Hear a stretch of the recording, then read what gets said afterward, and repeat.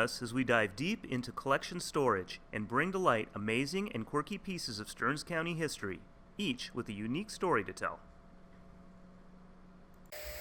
Hey Eric, Hey. this is quite the fancy artifact we have today. Yeah, this was, for decades, this was probably the top draw at the Stearns History Museum. This carriage was donated in 1939, and for decades after this was the thing that you went to the museum to see for many people in St. Cloud. So if you were walking down the streets of St. Cloud in the 1890s, this is how people got around. This is the Kia or the Chevy, or in this case, this would be the sports utility vehicle of its day. It's a Rockaway Carriage. It was built in the early 1890s. It was brought to St. Cloud by a doctor who worked at the State Reformatory, and was sold then to the Reformatory, and was restored and donated to the museum by the Reformatory in the late 1930s. If you could take a time machine and transport yourself to the middle of St. Germain Street in downtown St. Cloud around the turn of the 20th century, what would you see? You would see a busy, bustling downtown with people and vehicles moving the wheels of commerce forward. What you would not see is automobiles. No Kias, Chevys, or Toyotas vying for the best parking spot or creating gridlock as they wait for the light to turn green.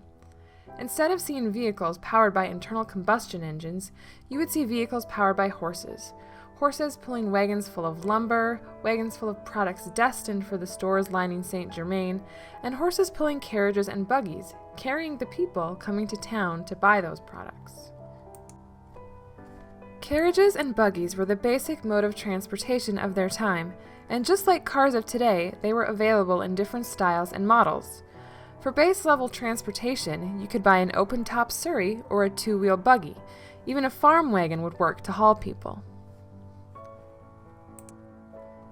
The carriage that we have in our collection is a bit more upscale from that.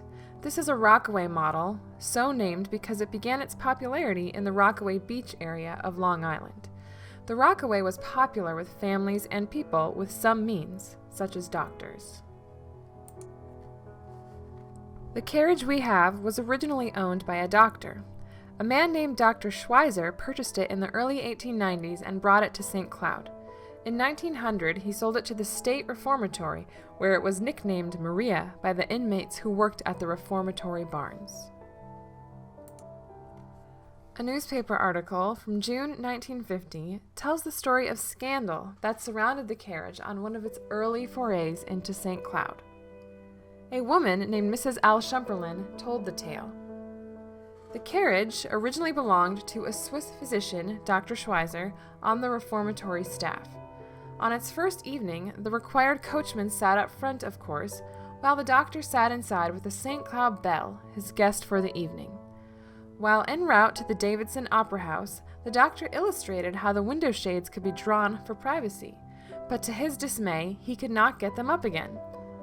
The carriage thus drew up at the theater with shades down, which in the 1890s was immediately a town joke and scandal. What amorous goings-on might have taken place as the carriage rolled up Fifth Avenue? The carriage was used by the reformatory until it was replaced by a motor car. After being rescued from a swamp, it was restored in the 1930s and donated to the museum on September 29, 1939. So, is the carriage in its original condition? It has been restored. The bulk of the carriage is original to the unit itself. As you can see, some pieces, this leatherette has been replaced.